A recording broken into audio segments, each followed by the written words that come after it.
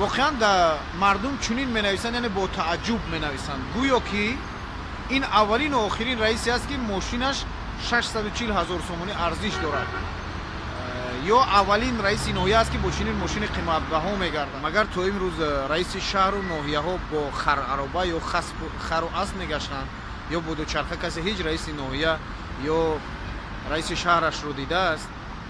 ине ки чанд сол пешам вазире ваъда карда буд ки коргаронашро бо дучарха ҳатман таъмин мекунад ва онҳо аз ин пас бо дучарха мегарданд, вале ин амал ҷорӣ нашуд ва баъдам аз ҷониби кадом як мақомдори дигарам ин пешниҳод шуда буд ки кормандони он низ бо дучарха мегарданд, вале ин ҳам нашуд. фикр мекунам раисони шаҳру ноҳияҳо аслан шояд шарм медоранд ки бо мошинҳои арзонтар арзон арзиш гаштогузор кунанд, чун онҳоро раис мегӯянд ва мошинашон ҳам бояд хеле қимат бошад ба андешаи худашон. Ман ба тааҷҷуби мардум назар кардам.